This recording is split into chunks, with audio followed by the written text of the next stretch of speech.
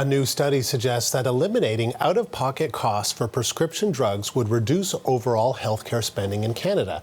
The findings were published in the Journal of the American Medical Association. It compared outcomes of providing access to free medication to a group of people versus having them pay for them, as is the current norm. According to the trial, the distribution of free medicine was associated with lower overall health spending by a median of more than $1,600 over 3 years. This also meant there were fewer people in the group with high healthcare costs. The study also found that there was no significant difference in the number of hospitalizations for those with access to free medicine versus paid access. We're joined now by the lead author of that study. Dr. Nav Prasad is a staff physician and scientist at St. Michael's Hospital, and we've reached him in Toronto. Dr. Prasad, thank you for taking the time today. Thank you. So if you had to distill the importance of your findings, what's the main takeaway? On one level, the findings were very obvious. When people were provided with access to effective medications, it seems that they were healthier and less likely to need health care, including expensive healthcare utilization like hospitalization and emergency department visits. So the study also found, right, that there was, you just alluded to it, that not a significant reduction in hospital or primary care visits. So where do these savings actually come from? The greatest cost in the study was related to hospitalization, and there was a trend towards lower hospitalization costs among those who had free access to medicine. So that is likely what's driving the difference. And those costs associated with hospitalizations would include costs related to being in the intensive care unit. And in some cases, there could have been a small number of patients with very high costs associated with multiple readmissions to hospital, including to the intensive care unit. And overall, we were quite surprised by the magnitude of the savings, which you alluded to. So that the mean or average savings was more than $1,000 per patient per year.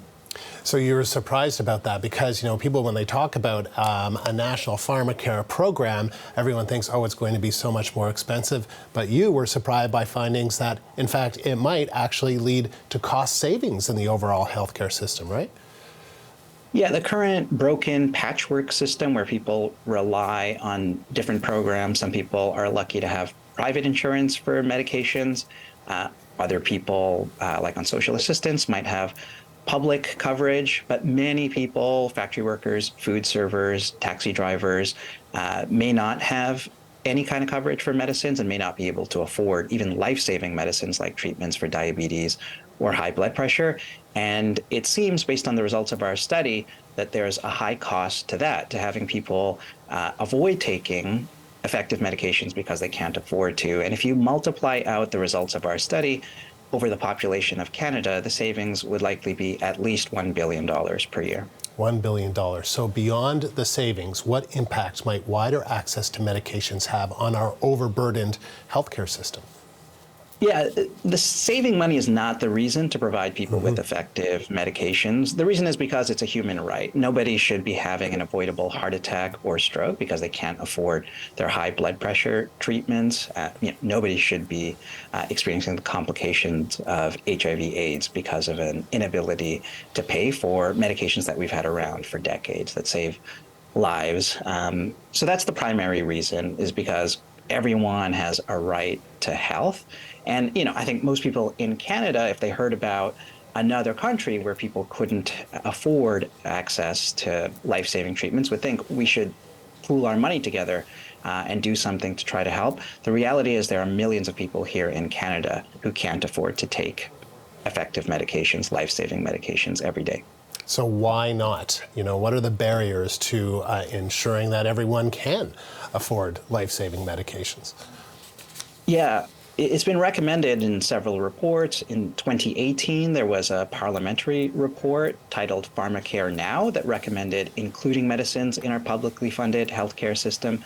After that, there was a report in 2019 about implementing a national pharmacare program. And the reason it hasn't happened is because it would save money. And for each dollar saved by implementing national pharmacare, including medicines in our publicly funded healthcare system, that would be $1 lost in revenue for pharmaceutical companies and private insurance companies. And Private insurance companies and pharmaceutical companies lobby hard against implementing national pharmacare because they profit from the current broken system where we pay too much for medicines.